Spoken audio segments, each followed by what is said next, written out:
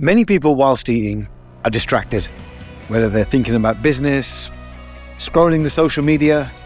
How does that affect the way that you may digest the food and your general well-being? First of all, I don't want to come right out and tell people when you eat, you always have to drop everything you're doing and stare lovingly at that piece of kale that you're going to chew 40 times because you have to eat food intentionally and mindfully, darn it. I'm as guilty as anybody else of having things to do sometimes when I'm eating. Sometimes I do have to bang out a few emails or check out an instructional video or listen to some voice.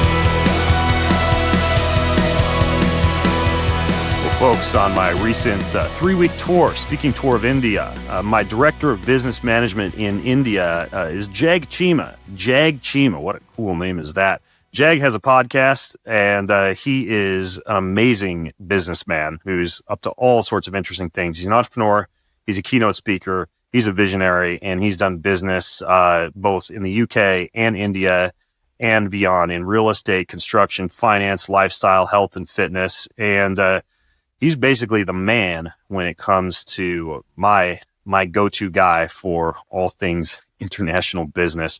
He also now has a brand new podcast. We sat down, we had a chat for his show that we are also now releasing right here for your listening pleasure. Show notes are going to be at bengreenfieldlife.com/Chima, Chima. That's bengreenfieldlife.com/Chima.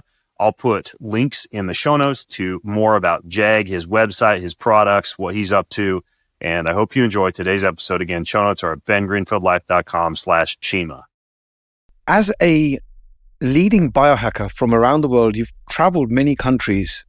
Do you feel that the biohacks that you suggest to people change in accordance to the environments and the countries that you visit? Oh man, that's a great question.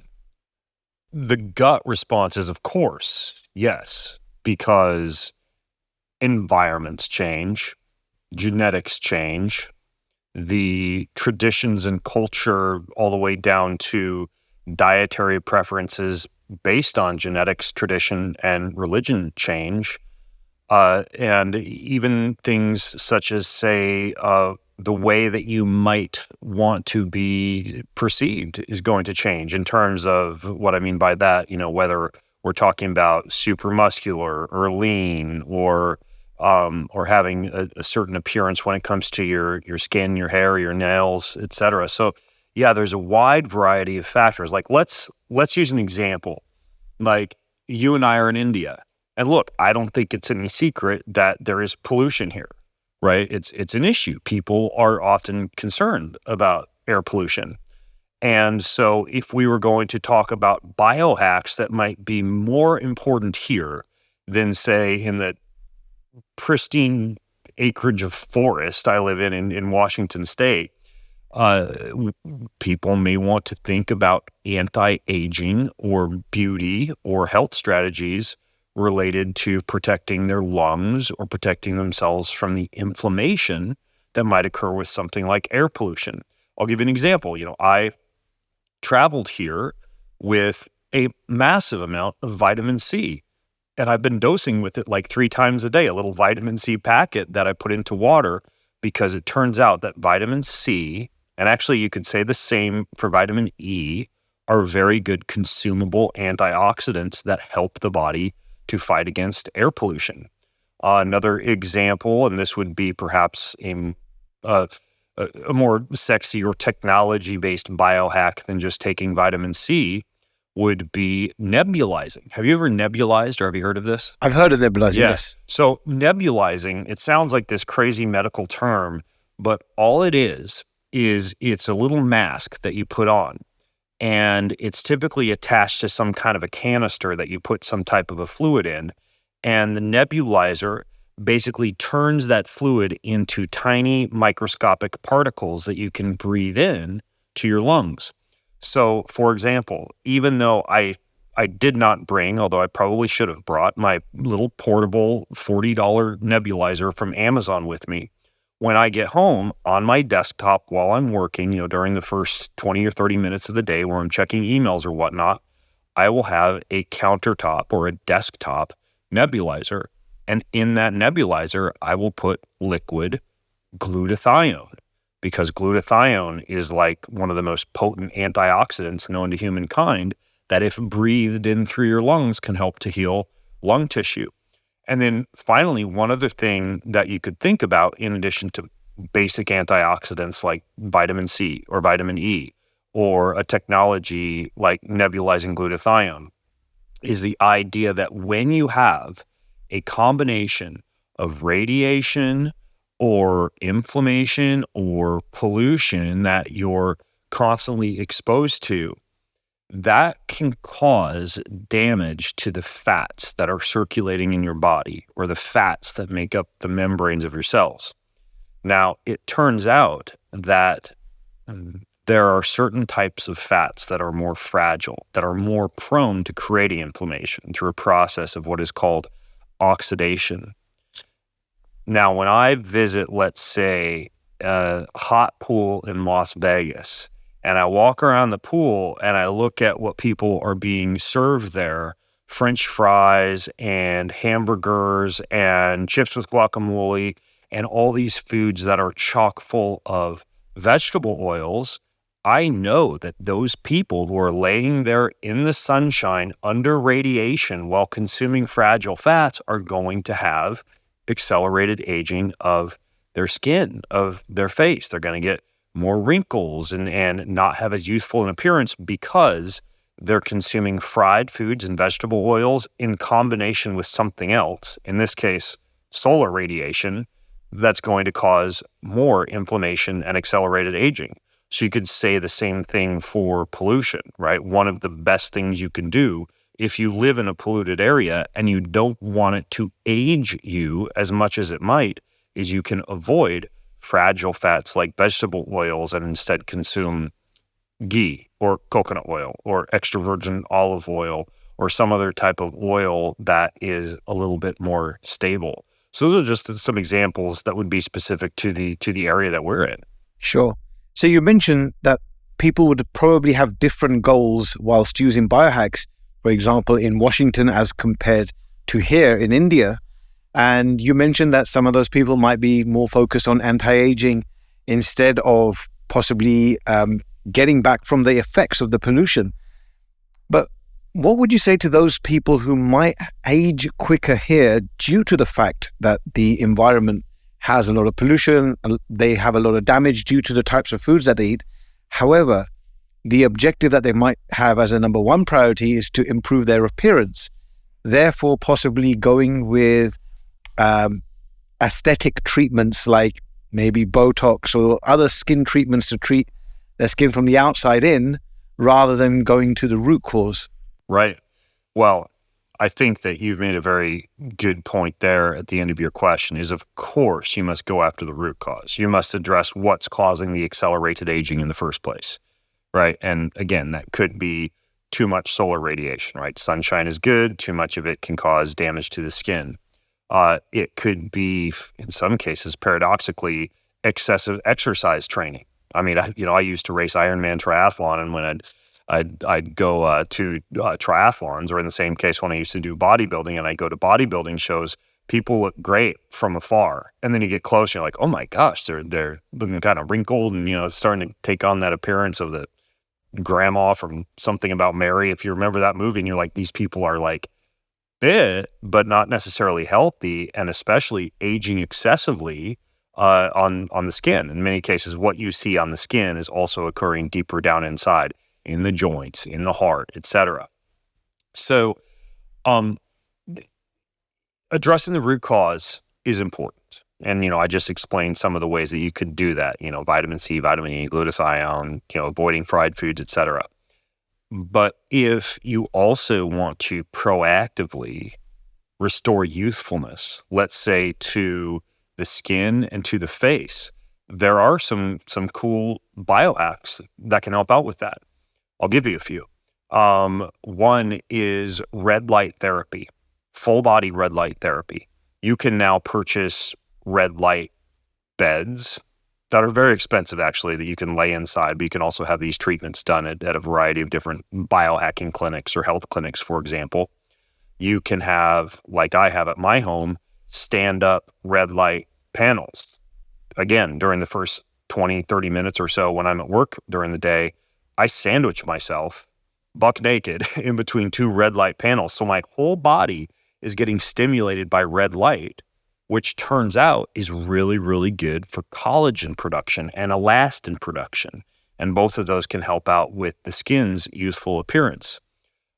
Another example would be that people will often go to fancy medical clinics to get microneedling and injections, not just of Botox, like you mentioned, but everything from plasma. There's something called platelet-rich plasma, or PRP, that's very popular for people to inject into their faces for youthfulness. The stem cells can also be used for something similar. Some people will use topical peptides. There are these things called peptides that are the hot topic in longevity and anti-aging right now. Turns out that some of them are absorbed transdermally through the skin and can cause age reversal. There's one that's probably the most potent for this, called GHK copper peptide. If you were to Google it, you Google GHKCU, and that's an example of another kind of expensive thing that a medical clinic would do. But here's what a lot of people don't tell you, and here's what I do, because I don't want to spend all my time driving around to fancy medical clinics, spending my children's college fund or my retirement income or whatever on $30,000 skin treatments every month. So what you can do is you can buy a very affordable red light face mask. I mean, some of these are like under $60 USD. And then you can get a clay mask. Now, you can find clay masks at most beauty outlets or health food stores. You can even make your own with something called bentonite clay mixed with a little bit of apple cider vinegar. You want to, of course, look at the ingredient label to make sure it doesn't have a lot of toxins in it. Back in the U.S., there's a couple of brands that I like. One is called Alitura, and one is called Young Goose. And I'll bounce back and forth between what I use. But what you do is you apply the clay mask to your face. And I do this once every week.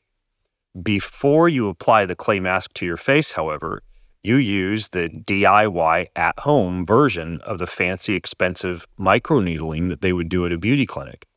And that's called derma rolling. And again, you can buy derma rollers for under $20. You derma roll the face, preferably from low to high, okay, so upward against gravity. You derma roll the face. This is like brushing your teeth, right? It takes like maybe 2 minutes.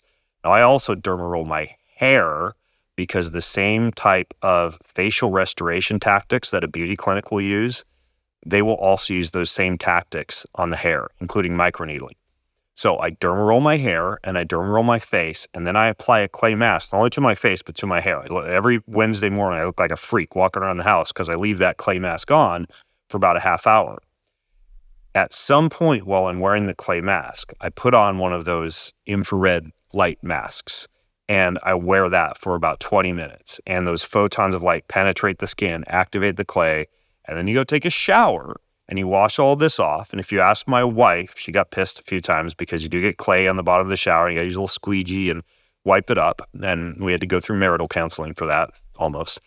And you've got a weekly beauty treatment that mimics what you might get at a fancy, expensive anti-aging clinic for like under $100 at home that you can do just once a week. It's derma rolling, red light, clay mask. And that's an example of something that just about anybody can do on their own at home as a beauty tech. There is a common requirement that people have, which is to obviously look young. So you have younger looking skin. And you've mentioned some great biohacks for that.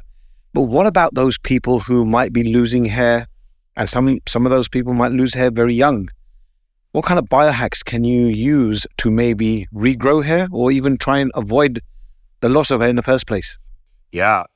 Well, for a while, most hair restoration clinics and physicians who specialize in hair restoration would tell you that the only real proven way to bring back hair is via a follicular transplant, literally taking hair from a different part of the body, taking those follicles and transplanting them onto the head, typically with some combination of what I was talking about earlier, the microneedling, to allow it to set into place.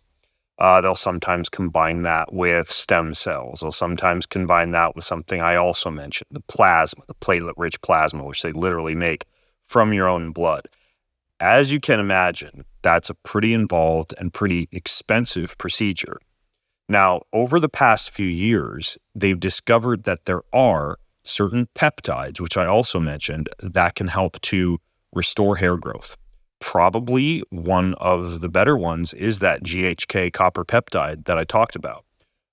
There are a few others, and there are these cocktails that you can find that are topical ointments that you'd apply to the hair after derma rolling to help restore hair growth.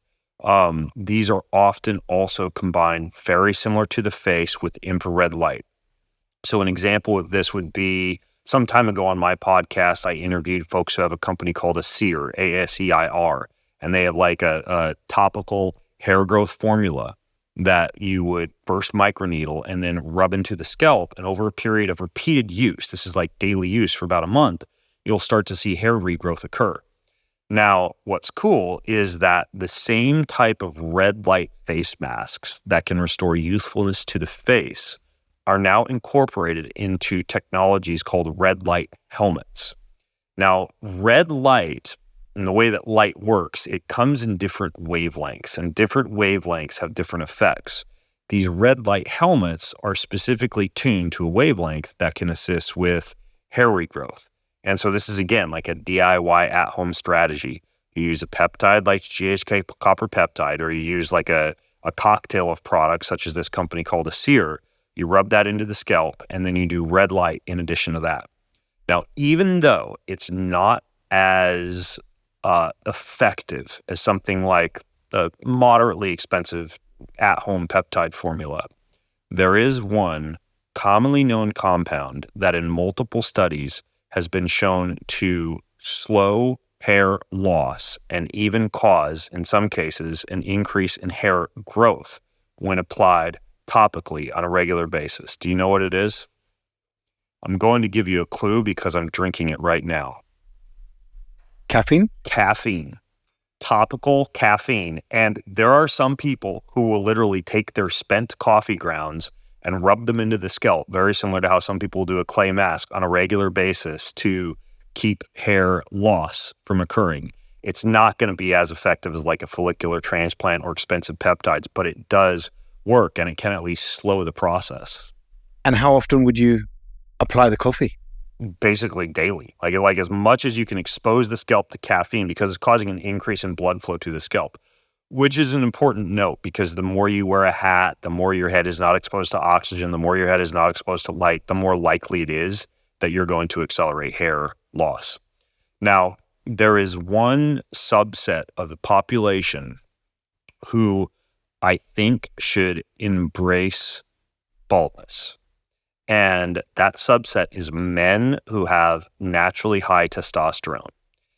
You might have seen Hollywood actors like Vin Diesel or Dwayne Johnson, The Rock, and these guys are big, buff, bald men.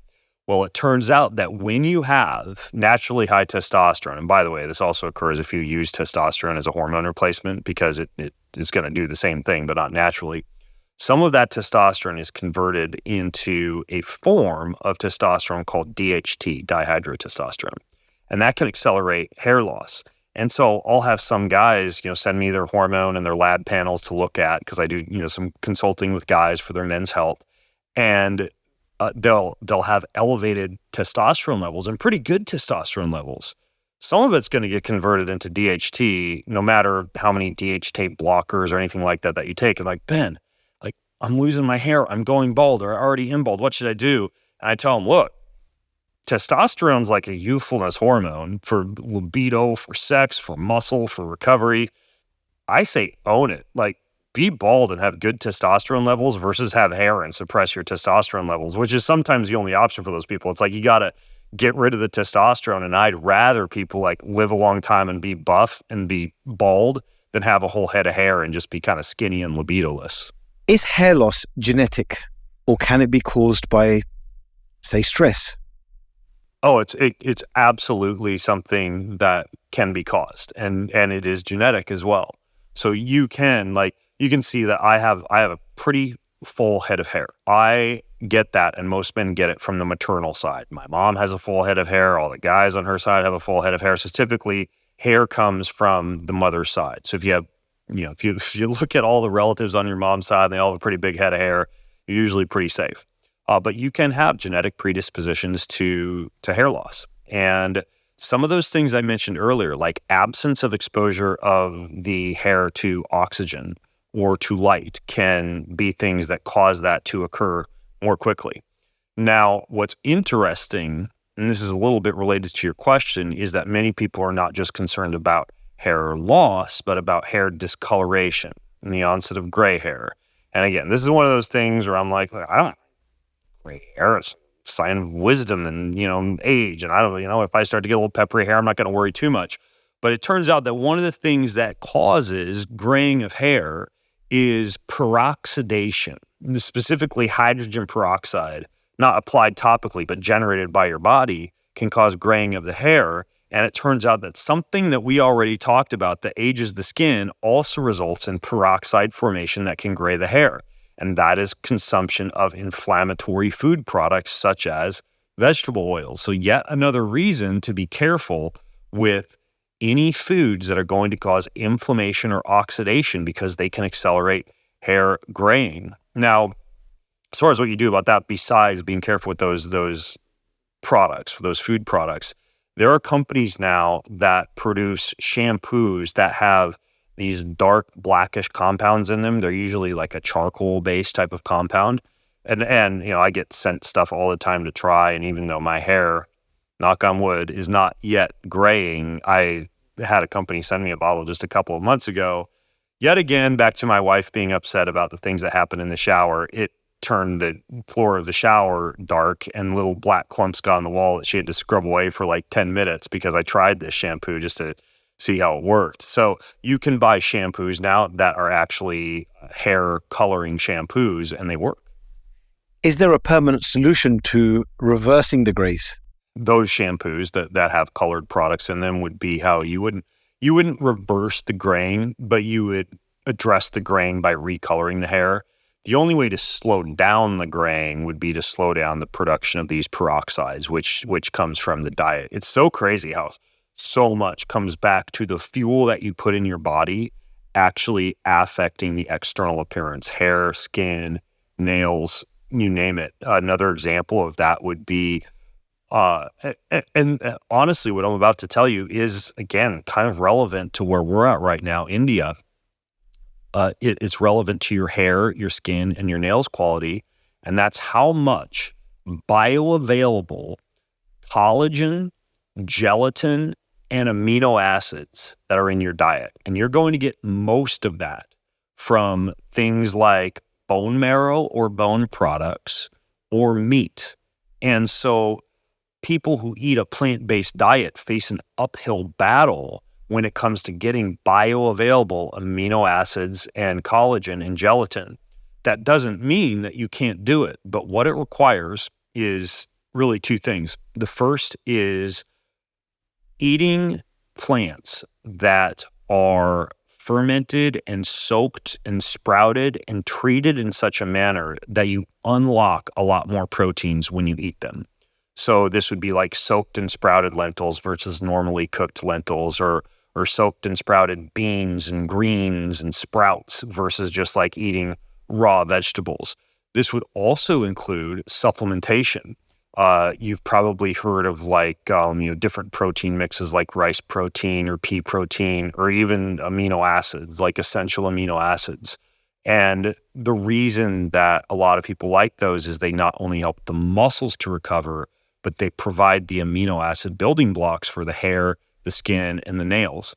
And there are also certain things that you can consume that are supplements that can help out with this as well. And probably the single most effective one is biotin, biotin.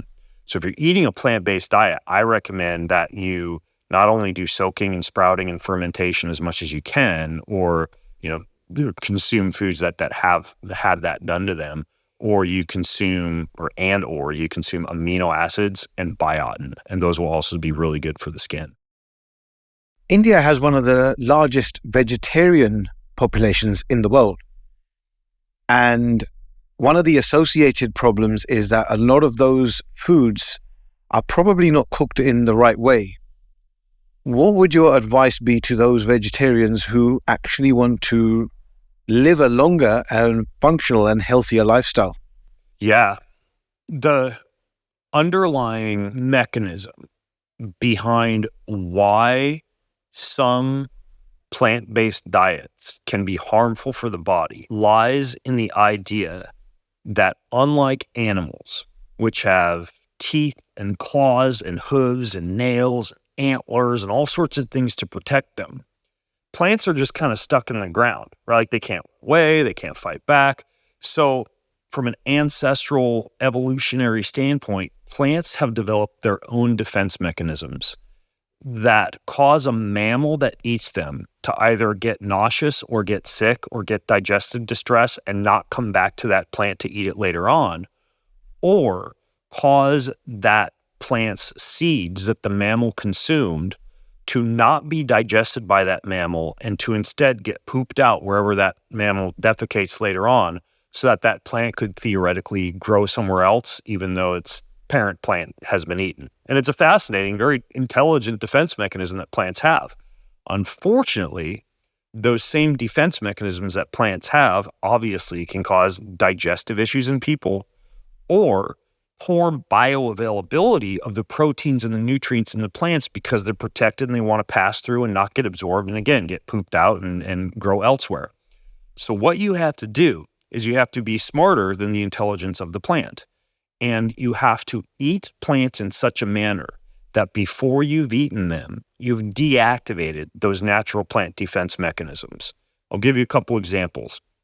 Quinoa. You had quinoa before? Okay. So quinoa, millet's pretty similar to this as well. It's covered in a soap-like irritant called saponin. As a matter of fact, in South America, one tradition when rinsing quinoa is to save the water and use it later on to wash clothing and wash products because it is so similar to soap. Well, just imagine if you ate a bar of soap, how your stomach would feel. And many people will hear that quinoa is some kind of a superfood grain. It's technically a grass, but they'll hear that quinoa is so good for them, and they'll go buy quinoa or order quinoa at the restaurant and eat it, and they'll either wind up with bloating and gas and digestive distress, or quinoa in their crap in the toilet bowl, or both. So the idea is that when I say go to the supermarket and I buy quinoa, I don't just go home for dinner and dump it into the pot and boil it and cook it according to package instructions. I instead rinse it, soak it overnight, and a lot of times I'll soak it not just in water, but also in vinegar, which helps to rinse off the saponins even more. In the morning, give it a wash, and then it's ready to cook for my meal. That obviously requires forethought and time. But a big reason that people have health issues is they don't have an intimate relationship with their food because kids and humans in general just don't learn how to cook foods properly. We could look at wheat, right? If I were to walk out into a field, and there's tons of fields of wheat by my house in the northwest of the United States, and just like pick a stalk of wheat out of the field and start munching on it, I'd probably have stomach distress later on because of all the plant defense mechanisms, including one that a lot of people know about, very concentrated levels of gluten in the wheat. So in many cases, of course, people will mill the wheat and break it down and grind it, and then you get flour, and that's what you'll make bread or pancakes or whatever with. But really, if you truly want to pre-digest wheat and unlock proteins and make it more bioavailable and make it more digestible, you must ferment it. And this is why sourdough bread, which is leavened and fermented, is much healthier for you than regular bread. Sourdough or fermentation process of any type of wheat is healthier for you because, again, you're suddenly being smarter than the plant. And, I eat bread, but usually it's my wife's lovely homemade fermented sourdough bread. And if I'm at a restaurant and I have the option, I'll order the sourdough because it's been fermented. And I'll give you one other example. Many people will, they'll they'll eat these big salads, or sometimes it's quite popular among health enthusiasts to put a bunch of kale and spinach and greens into a smoothie and make a superfood green smoothie. Well, it turns out that greens are chock full of other digestive irritants, things like oxalates and phytates. These can also cause gas and bloating and digestive distress. So you have this paradoxical scenario where someone's eating all these raw vegetables and big salads, but their stomach hurts and they've got gas. I used to do that. And then once I realized that this also was exposing me to a lot of these plant defense mechanisms, I came up with this rule that when I'm eating a raw vegetable, mash it, puree it, boil it, break it down, do things to actually cause it to become more digestible. And even though I don't really make big green smoothies anymore, when I learned this, what I would do is I'd take all my kale and my spinach, I'd put it in a pot, I'd boil it in water, I'd discard the water, I'd rinse it off, and then I'd blend it, and it was way more digestible because I had gotten rid of a lot of the oxalates and the digestive irritants in the greens. So what it comes down to is, and this might seem very intimidating to people, but it's very simple. Take whatever plant you're going to consume, millet, quinoa, wheat, whatever, and Google how to make insert plant here more digestible. And you'll come up with instructions. I have a whole table in my book, Boundless, like, here's what you do with millet, here's what you do with rice, here's what you do with quinoa, here's what you do with amaranth, here's what you do with insert plant here. And it's not that hard once you figured it out to get whatever plant or grain or grass that you want to eat and prepare it in such a way that you pre-digest it and you make it more bioavailable as far as all the different nutrients and things that you can put in it. For vegetarians, what kind of protein sources would you suggest are healthy choices? Well, I mean, any of the plants that I just talked about, the plants, the grains, the grasses that I just talked about are healthy. It's the preparation methods that would dictate whether they're actually going to be bioavailable to the body, or, God forbid, cooked with a bunch of sweeteners and oils and things that are going to make them unhealthy. I think a couple of things to think about would be that plants tend to have a limited number of amino acids depending on whether they're a grain or a rice or a green or whatever. So I think that this is probably one of the underlying reasons why, when you look at these so-called blue zones, areas where people are living a disproportionately long period of time, you tend to see the consumption of a wide variety of plants and grains and grasses and herbs and spices, because food combining with plants allows you to get a few amino acids from this plant and a few amino acids from this grain, a few amino acids from this rice. And, I think this is why meat, for people who eat it, can kind of be like a cheat code, because you just get all of the amino acids right there. But I'm going to give you the pro tip. And this is based on a study that came out probably about 6 years ago. And what they found was that when you're having a protein powder shake, like, and these are popular, you can find them in many places, pea protein, rice protein, those are probably two of the more popular. I'm trying to think about what else. I mean, there is one protein that you don't need to do this with. It's difficult to find, it's expensive. It's called Sacha Inchi. It's a South American protein. That one is a complete protein. But the idea here is, if you take digestive enzymes, or even put a bunch of digestive enzyme capsules into the smoothie bowl when you're making the blended plant protein, it elevates the amino acid bioavailability of the plant protein that you've just consumed to be the same as that of, say, like a complete whey protein or egg protein. So the idea here is that you take your protein powder and then you get your digestive enzymes you can get from just about any health food store, and even a lot of grocery stores now have digestive enzymes, or Amazon or whatever. And you have digestive enzymes when you have your plant protein, and that makes the amino acids in the plant protein more bioavailable. Looking back in history, our ancestors used to live 100 plus years, and it wasn't really a surprise if somebody reached that kind of age. But in today's day and age, somebody who reaches like 70, 80 years old, it's kind of a big deal. And a lot of people say, yeah, they had a good innings. What's changed? Well, I don't know if I would agree that our ancestors regularly lived for a significantly longer period of time than we live now. I think that due to modern hygiene and modern medicine and, better better survivability, if I can talk, of babies, that people actually do on average live longer, even though recently in the past few years, the last data that I saw showed a slight decrease in lifespan. So you're accurate to a certain extent that we're starting to see a decline, yet we're still living remarkably longer than our ancestors on average, just because we're not getting chased by saber-toothed tigers and dying of horrific diseases at an early age. However, I would say what's more important to think about is not just lifespan, but health span. What are the quality of the years that you're living? And do you or do you not have chronic diseases that you're carrying into your 50s or your 60s or your 70s? Or heck, we're seeing non-alcoholic fatty liver disease and diabetes and obesity in kids under 12 years old now. What has changed is what I would call an ancestral mismatch.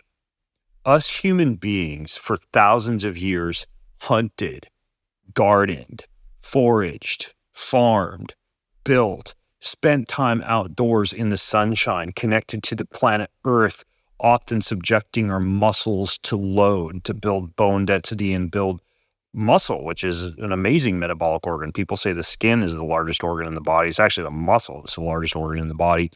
And now, not only do we largely, unless you're like a construction worker or a farmer or something like that, not engage in those practices, but we also don't get exposed to so-called hormetic stressors, things that are mildly dangerous to the human body, but make it stronger in small amounts as long as you avoid large amounts of them. And what I'm talking about are stressors such as heat, cold, loading, exercise, sweating, moving, solar radiation, which in small amounts is actually good for you. And all these things that would make humans, pardon the expression, harder to kill. So now we live in boxes, we travel in boxes, we fly in boxes, we drive in boxes, we sleep in boxes. Often they're air conditioned or temperature controlled or heated.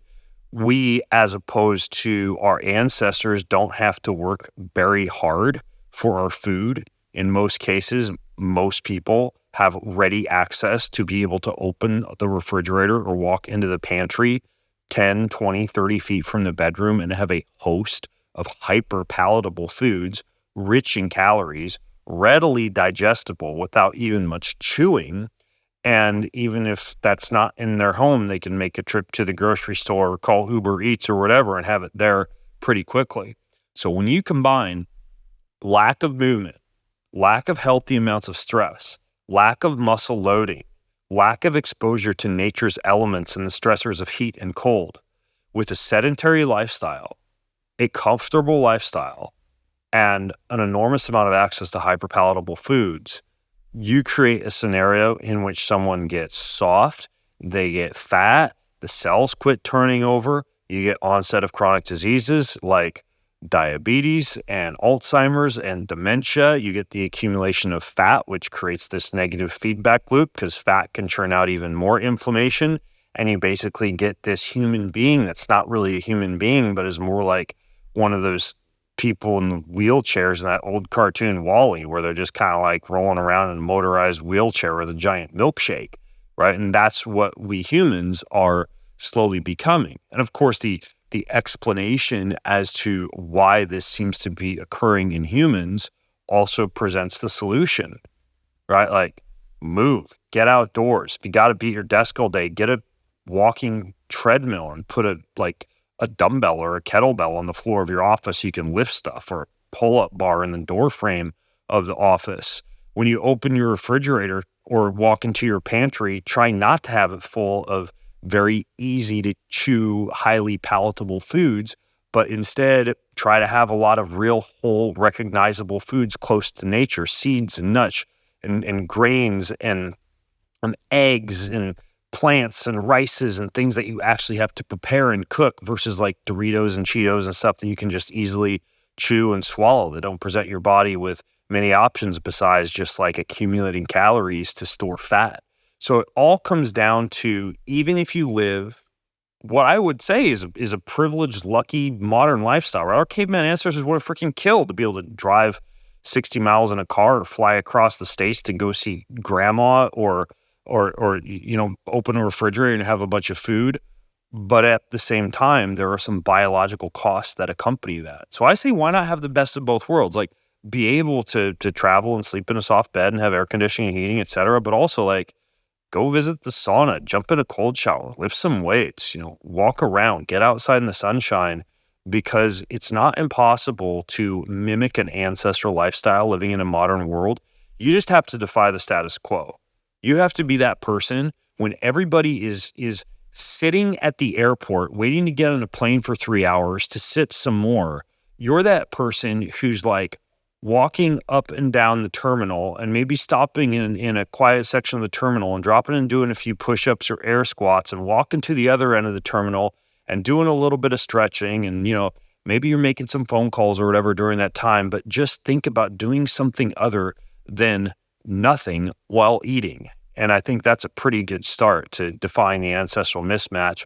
The one last thing I can say is that I get funny looks when I'm doing air squats at the airport or like push-ups in the terminal or just like pacing back and forth and walking past the same person who's been sitting there 20 times who gives me an odd look because why have you walked past me 20 times in the past hour while we're waiting for this flight? But you know what? I feel great. I'm arguably going to live longer and be healthier. And so I'm okay with getting funny looks every once in a while. What are blue zones and what can we learn from them? Blue zones are areas of the world where some people will say areas of the world where people live a disproportionately long period of time, but technically it's areas of the world where there's a higher than normal number of centenarians, people over 100 years old. Basically, they're areas where people live a long time. Loma Linda, California, or Nicoya, Costa Rica, or Sardinia, Italy, or Okinawa, Japan. There's several of them and an increasing number of them. And there's a guy named Dan Buettner. He's got a Netflix show now and a book, and he describes how these people live and some of the common characteristics of these blue zones that seem to be their keys, their secrets to longevity. We've talked about a few of them. Natural movement throughout the day, being outside, eating a wide variety of plants and herbs and spices, no matter whether the diet is high carb, low fat, or high fat, low carb, eating real, whole, recognizable foods close to nature that don't have a lot of processing and oils and sweeteners and artificial compounds and preservatives added to them. Some element of fasting, either religious fasting or a cleanse-based fasting, or my father, who's of the Orthodox religion, technically follows like a traditional Mediterranean diet, not the modern Mediterranean diet that's like unlimited breadsticks and salads drenched in vegetable oil from the Olive Garden, but like periods of time during the year where he's not having protein or not having meat or cutting out certain compounds from his diet or purely like water fasting. And so you see some semblance of that.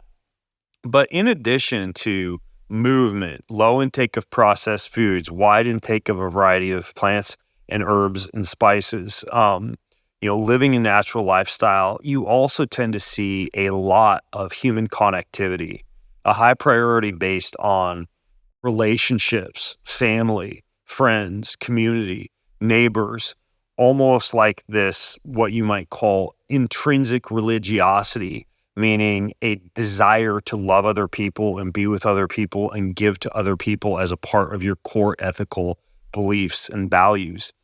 And that's interesting because if you look at one of the top reasons for chronic disease from a lifestyle standpoint, it's loneliness, which is kind of ironic because we live in such a hyper-connected era, right? It's so easy to have 5,000 Facebook friends and messages going back and forth on Instagram and you're looking at a million different people on TikTok or whatever, but there is a significant difference in Feel-good hormones like oxytocin, the production of feel-good neurotransmitters, reduction in heart disease, increase in blood flow to the brain, the biological reaction of looking somebody who's right there with you in the eye, touching them, shaking their hand, hugging, laughing with them, hearing the timbre of their voice right there in the room, and all these other real human interactions that dictate that you cannot replicate a real live human interaction with a digital interaction. Is having digital friends better than having no friends at all? Absolutely. Unless it's all trolling and online bullying and whatnot. And that's a discussion for another day. But the idea here is that you must go out of your way if you want the biggest secret of the blue zones to prioritize human connectivity. And I'm like an introvert, right? And that doesn't mean I don't like people. It means that when I'm around a whole bunch of people, the only way I recharge my battery is I need to go off and be by myself and go to a workout or read a book or go on a walk while I'm just breathing and being on my own. Yet I still go out of my way to generate scenarios where I'm with people. I throw dinners at my house a couple of times a month where I invite people from all walks of life. I make sure that I prioritize family dinners with my family, laughing and enjoying each other's company and playing games over dinner each night. I make sure to go out and play pickleball a couple of times a night in the men's league in my city in Washington. And I make sure that I'm actually with real people, and I intentionally make that happen, because when you look at the blue zones, the number one most important thing is human connectivity. Many people, whilst eating, are distracted, whether they're thinking about business, work, problems, scrolling the social media. How does that affect the way that you may digest the food and your general well-being? Well, I should come right out and say that I'm as guilty as anybody else of having things to do sometimes when I'm eating. Like sometimes I do have to bang out a few emails or check out an instructional video or listen to some voicemails or what have you when I'm eating. Usually for me, that's like lunch, sometimes breakfast. I try not to make those activities the more stressful, productive activities of the day. But first of all, I don't want to come right out and tell people when you eat, you always have to drop everything you're doing and stare lovingly at that piece of kale that you're going to chew 40 times because you have to eat food intentionally and mindfully, darn it. Let's face it, sometimes you do need to be doing things while you eat. But at the same time, if you are heavily distracted when you eat, especially if you're stressed when you eat, what I don't like to do are phone calls, consultations, and business meetings, especially digital ones, while I'm eating. If it's anything, it's stuff that I have the choice how quickly something's going to be pushed to me. So if my email box is open, I'm looking at the emails that I know are the less stressful ones, where I'm just, reading something from my mom or typing out a quick note to a friend, or those things that I normally wouldn't do in the office later on. The idea is that if you eat and you're distracted, or you eat and you're in a sympathetic fight or flight state, which sucks blood away from the stomach and pushes it into the muscles and the brain and areas that aren't associated with digestion, but are instead associated with activity. When you are sending your body a message that there are things that are more important than eating that you're doing while you're eating, you also see a reduction in the amount of hormones produced that allow you to feel full quickly. You see a reduction in the hormones that are produced that allow you to manage blood glucose. You see a reduction in the enzyme production that allows you to break down food. So now you hear about people who have leaky gut syndrome, gas, bloating, digestive distress. As we were talking about earlier, sometimes poor bioavailability of the nutrients and the proteins that they would normally be getting from food. A lot of that happens when you eat in a stressed, rushed, or distracted state. So that superfood smoothie that you spent whatever, 2,500 rupees on with the freaking spirulina and chlorella and cacao nibs and whatever is going to be digested far differently when you're rushing down the highway at 110 kilometers an hour while, sucking it down and staring at the road, versus if you're just reading the newspaper or chatting with a friend or watching a funny YouTube video, or maybe just consuming your smoothie and thinking a little bit. And so that's important. Chewing your food mindfully is important. Food is supposed to be chewed like 25 to 40 times, believe it or not, because the digestion begins in your mouth. And even having some kind of a gratitude practice or a prayer practice or some kind of recognition practice that this food came from somewhere. Somebody had to work for it. If you're carnivorous or omnivorous, sometimes something had to die for it. And so like you really need to be aware of the food that you're eating and eat it mindfully and be grateful for it and not be stressed or rushed when you're eating it. And so I think that's really, really important when it comes to food, especially in an era, we're back to the hyper palatable foods. It's so easy to eat and be done in 5 minutes. And that might feel like you're getting calories, but your gut doesn't know that. And a lot of people have gut issues. A big part of it comes from just not eating mindfully. A big part of the culture in India includes alcohol. And whether that's socially, at parties, weddings, or even for business and meeting friends to discuss work. And I feel that a lot of this isn't done in moderation, and a lot of it is done far too often, maybe 4 or 5 times a week, maybe even more. What are the real effects of alcohol, and what is a safe amount of alcohol to consume if you have to? Well, first of all, I'm not one of those anti-alcohol guys. I average, especially when I'm at home. I don't do this quite as much when I travel just because I'm already kind of fighting an uphill battle against quality sleep when I travel. And alcohol can disrupt sleep a little bit. Should you care to know why? It's because it's got a sleepy hormone in it, an inhibitory neurotransmitter in it called GABA. Your body gets this surge in GABA, it wears off around 1 or 2 a.m., then you wake up and the rest of the night is kind of a crappy night of sleep. So I don't drink quite as much when I travel. But generally at home, I have 5 to 7 drinks a week. And those are not all on a Saturday night, which would be horrible for you because your body can only digest minuscule amounts of alcohol at a time before it gets over-toxified. But I will have a glass of wine with dinner every night, or I'll have a nice homemade, fresh, healthy cocktail with dinner every night.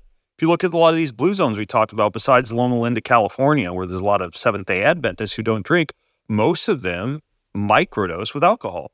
Little bits of alcohol here and there. I explained to you earlier the concept of hormetic stressors, how things that would kill you or hurt you in large amounts are actually good for you in small amounts because they cause your body to mount its own defense mechanisms and make its own antioxidants, and alcohol falls into that category. Little bits of alcohol here and there seem to actually be good for you, even better for you than not drinking alcohol at all, surprisingly. The problem sets in when you are consuming more alcohol than your body is able to break down, or specifically as much alcohol as would produce too many toxins for your body to break down. The main thing that happens with ethanol, the alcohol component of most cocktails or wine or beer or whatever, is that it produces something called acetaldehyde. And once you get a certain amount of acetaldehyde, it becomes toxic to the body. And that's what makes you feel crappy the next day. That's what produces, some of the chronic diseases associated with alcohol. So acetaldehyde is one thing. A lot of alcohol now, wine, for example, in the US, at least 70 plus different preservatives and herbicides and pesticides are allowed in wine. And so you're not just drinking alcohol, you're getting all this other stuff, including sulfites. A lot of people are sensitive to sulfites, including what are called histamines. A lot of people are sensitive to histamines. You could say something similar for beer. You could say something similar for that margarita mix from the bar that isn't just lime and tequila, but is like high fructose corn syrup and a bunch of other preservatives and maybe some green food coloring, right? So it's acetaldehyde from ethanol, it's preservatives, it's colorings, it's sulfites, it's histamines, it's pesticides, it's herbicides. And if you're drinking regularly, that's obviously a chemical cocktail. So what can you do? First of all, there are certain things that you can consume prior to drinking that break down acetaldehyde for you. This is not an excuse to drink excess alcohol, but it is something that can help. Probably the most powerful, or the two most powerful, one is called DHM, dihydromericetine. You can get this at most health food stores or even on Amazon. There's also a new probiotic. There's only one company I know that makes it. It's called Z-Biotics in the US, and you take a shot of that before you drink alcohol, and same thing. It'll break down the acetaldehyde for you. That's one thing you can do. Another thing you can do is you can accelerate your liver's detox pathways to get rid of the acetaldehyde more quickly. If you order a drink at a bar and they'll put like bitters in it, bitters can help with that. Matter of fact, sometimes I'll order bitters and soda water with a little bit of lemon or lime at the bar and pretend I'm drinking, even though I'm not, so that people don't feel uncomfortable around me, which can be a good hack.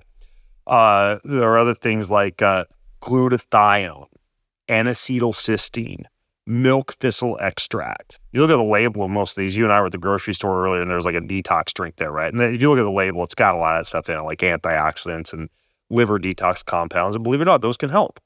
Another very powerful one that you can take before you go to bed at night, if you've had a drink, is activated charcoal. You can't take it at the same time as the other stuff that I just talked about, because activated charcoal is such a good binder. It'll bind up all that other good stuff that you had. So you save that for later, like right before you go to bed at night. But activated charcoal is good. Being selective about what is your drink of choice is also good, right? Your drink of choice should be one that's not super sweet, right? Like rum and sugary drinks and margarita mixes and combinations of sugar and alcohol, not so great for you. Same thing with mixing caffeine and alcohol, Red Bull and vodka, espresso martinis. That's also very difficult on the heart specifically. A better example would be a clean burning alcohol. Example of that would be vodka or tequila or gin with a little bit of soda water, a splash of fruit juice, a splash of bitters, lemon or lime. That's a healthy cocktail. That's an example of microdosing with alcohol effectively. Wine, but organic wine. Do you know the 3 countries that do a pretty good job not spraying the grapes with herbicides and pesticides and still using what are called like old world, more organic methods to create wine? You can look for these 3 countries on the menu at the restaurant when you're ordering wine. You know what they are? Got any guesses? No. France, Italy, and New Zealand. So if you're ordering wine at a restaurant, you go France, Italy, or New Zealand, you have a pretty good chance it's going to be cleaner wine. If you tend to be gluten sensitive or sensitive to wheat, beer would be something you'd want to avoid. And if you do have beer, you'd want an organic beer because the wheat tends to be sprayed a lot of the times. I would say that another thing to think about if you're drinking at home or you want something like alcohol at home is there are a lot of newer companies now that make alcohol-free cocktails that kind of give you the same feeling as alcohol without drinking. Some of them are based on ketones. Others are like elixirs that have different adaptogenic herbs in them, like ashwagandha or reishi or mushroom extracts that actually make you feel like you're drinking without exactly drinking. I won't lie to you. Like, they still don't feel like you've had a drink, but they kind of sort of give you that drink sippy feeling with a little bit of social lubrication. The other thing that I would consider when it comes to alcohol, there was one other thing I was going to mention. I was talking about the clean alcohols: vodka, tequila, gin, organic wine, organic beer. There was one other alternative, though, the bitters I was talking about that are good to add to alcohol because they can kind of help you digest it. The interesting thing is if you look at bitters or digestifs or aperitifs, like a lot of these kind of like plant-forward, bitter herb and spice-driven alcohols that you can get at a bar at a restaurant, those also help you to digest food and they help to lower your blood sugar response to a meal. So if I actually order a cocktail at a restaurant, I'll usually order it. A lot of people say, wait till you have food to drink the alcohol. Well, I don't do that for 2 reasons. First, when you have the alcohol before the food, if it's one of those bitters-forward alcohol drinks, it helps you to digest the food.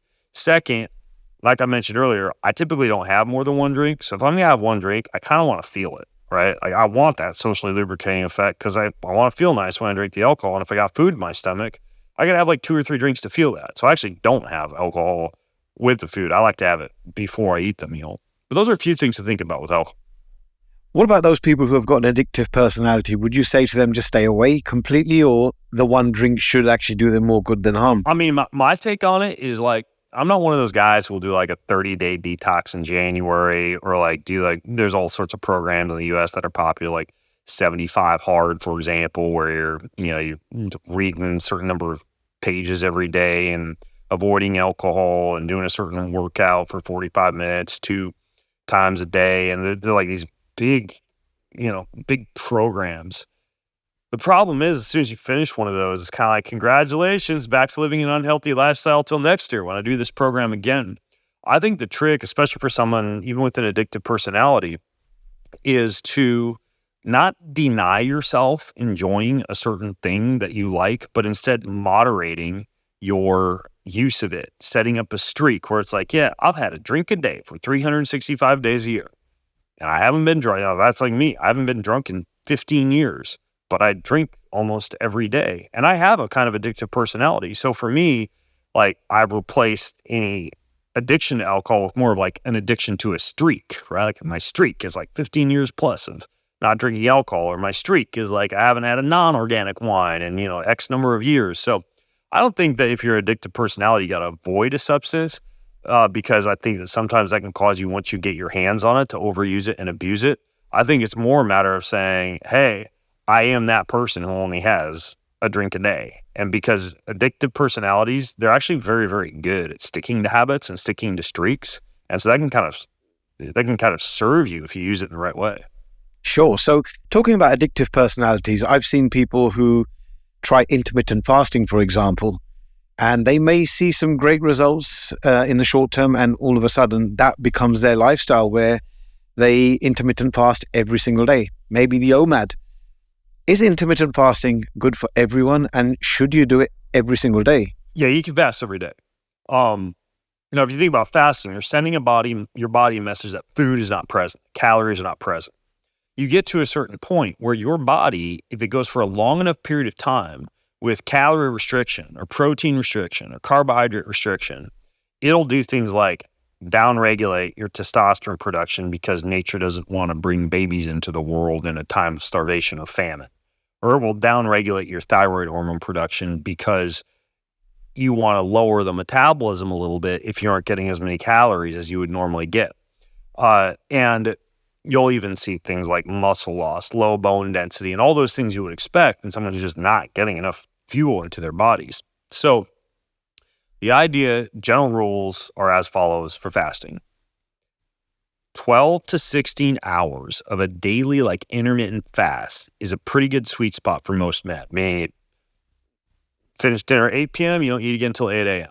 You go out and party and have a midnight snack, you don't eat again until noon the next day. For premenopausal women, fasting longer than 12 hours seems to impact fertility a little bit deleteriously, which, even if you're not trying to have a baby, will also affect things like muscle gain, bone density, etc. So for premenopausal women, 10 to 12 hours is more of a sweet spot. For postmenopausal women, it's similar to men. It's 12 to 16 hours. The only thing to think about is that the longevity benefits of fasting kick in after about 16 hours, which you obviously aren't hitting if you're following the scenario I just described. So for that, what you do is you throw in anywhere from 1 to 4 times a month, a 24-hour dinner time to dinner time fast, right? Where you quit eating dinner on Saturday and then you get on Sunday dinner. And I also like the idea of doing something like a quarterly, more intentional fast, where you're doing like a juice fast or a bone broth fast or a protein restricted fast. So there's companies like Prolon, for example, in the US, that'll do like a fasting kit that they send you. That's like a very precise number of calories that you eat for 5 days, or even, sometimes just a water fast.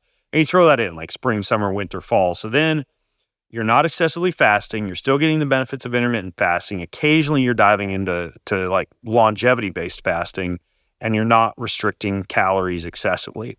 I think the last thing to think about, and again, back to like kind of like the pro tip, is try and have one day of the week where you have a refeed if you're doing a lot of fasting. And a refeed does not mean you go out for pizza and French fries and, mow through a bag of Doritos.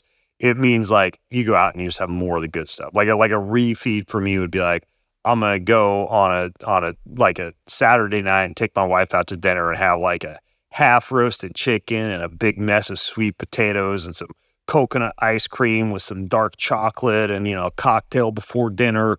And just kind of like indulge in more of the good stuff and have like a 2,000 calorie meal, which every once in a while is great for kind of like sending your body the message that, hey, you're not starving and you can keep on putting on muscle and increasing bone density and maintaining fertility. Makes sense. A lot of people have these misconceptions about what actually breaks a fast. You mentioned about sometimes mimicking a fast by having different styles of fast, maybe a juice fast. What about coffees with fats? Do they break a fast? All the time. Just freaking it's coffee with fats, break a fast. There's cream and sugar in my tea, break a fast. There's this, fancy bone broth drink I got from the health food store that cost me $50, break a fast. This is like the most simple answer ever that I wish people would just get through their heads. If it has calories, it breaks a fast. If it has calories, so yes, ghee in your tea breaks it fast. Creamer in your coffee breaks it fast. Now, some people are like, well, Ben, coffee has calories. So the label's got like 5 in there. Look, when I say has calories, if we're talking like, 10 calories or something like that, that's a speed bump. Or I would tell some people, if you're going to go hit the gym and you're fasting like some amino acids, which is like protein with very, very negligible amount of calories. But once we're starting to talk about cream and ghee and little snacks here and there and just a handful of nuts, bro, like that stuff will break a fast. So like usually for me, because like I wake up fast and I put an electrolyte packet in my water in the morning. And if you actually look at the packet, it says 10 calories. Look, that's not going to send your body a message that there's a whole bunch of fuel present. So it's got to burn all those calories before it does anything else. Like I'll burn 10 calories walking out my front door and going 100 feet to my gym in the backyard, right? An appreciable amount of calories. If we were going to ballpark it, I'd say if we're talking about anything more than about 40 to 50 calories, you're getting into like fast broken category. And what about foods? In India, as we were discussing earlier, a lot of vegetable oils are used everywhere, right? From your fast food outlet all the way to your 5-star hotels. What would your advice be to those people who are making their own foods and how to be mindful? What are the alternatives to the vegetable oils? First of all, you can ask. Like I had dinner at the hotel the other night and I literally just asked my server if the fish that I wanted could be cooked in ghee. I asked this morning at breakfast if they could cook the scrambled eggs in coconut oil or ghee, and they did. Most restaurants have olive oil or ghee or coconut oil or even butter or whatever. You just got to ask, right? So that's one thing. And then when you're at home, just have the right oils around. First of all, extra virgin olive oil, avocado oil, macadamia nut oil. Here in India, like mustard oil is not bad. It's not the best, but it's lower in some of the damaging fats than say like canola oil. Definitely avoid like the I can't believe it's not butter or margarine, fabricated oil or fat alternatives. I would say that the bigger thing to think about is start looking at the labels of the foods that you eat. Before you and I recorded this podcast, we went to the grocery store, and I'm sure perhaps in the show notes or whatever, we could link to these videos.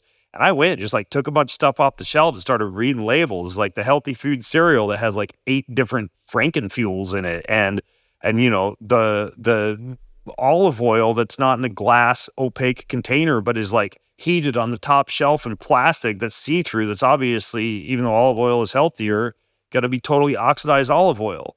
And freaking sardines with sunflower or soybean oil versus sardines and olive oil.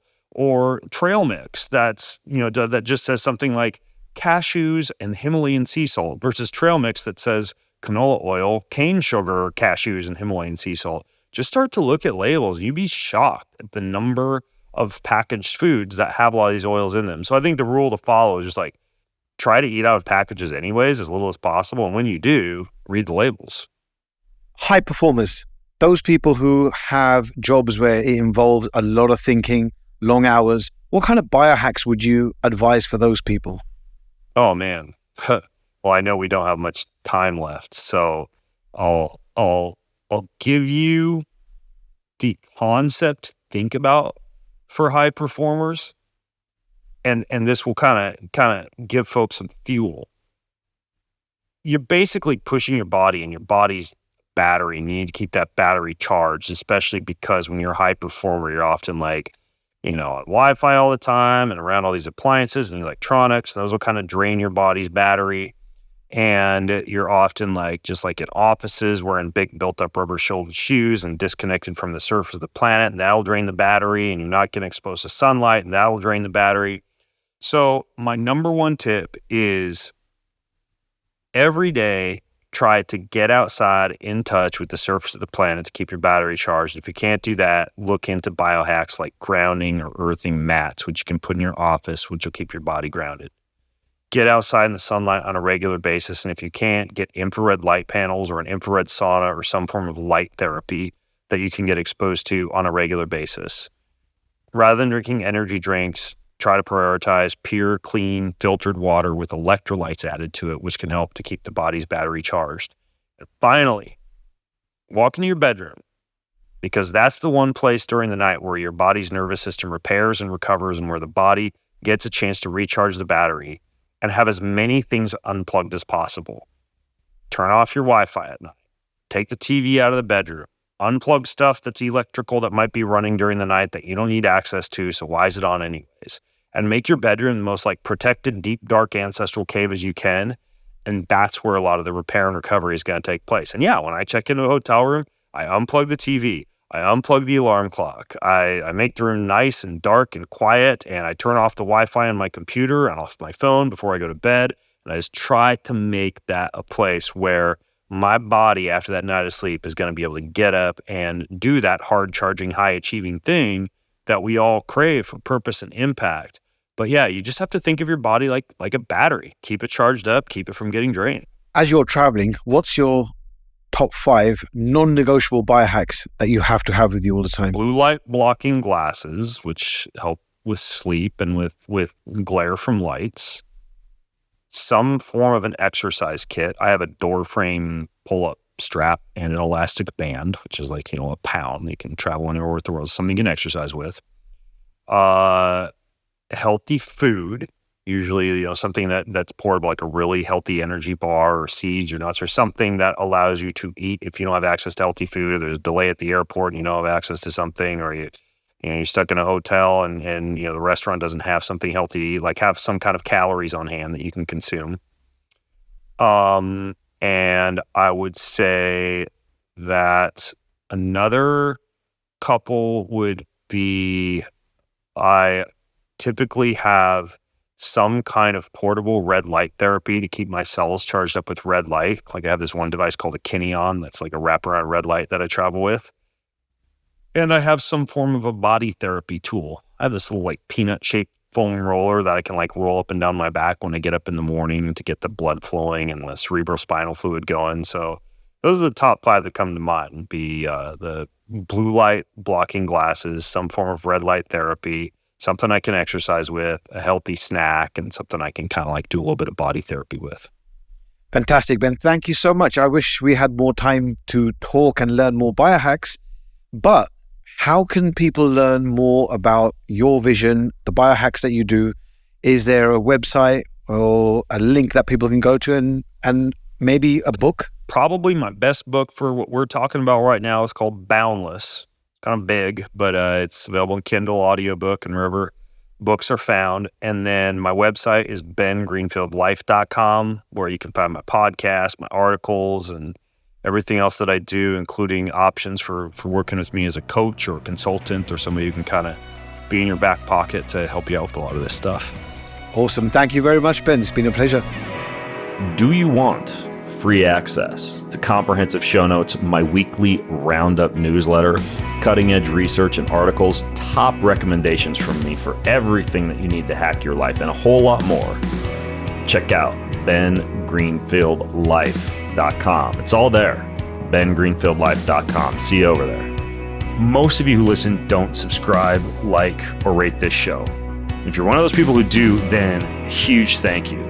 But here's why it's important to subscribe, like, and or rate this show. If you do that, that means we get more eyeballs, we get higher rankings, and the bigger the Ben Greenfield Life Show gets, the bigger and better the guests get, and the better the content I'm able to deliver to you. So hit subscribe, leave a ranking, leave a review if you got a little extra time. It means way more than you might think. Thank you so much.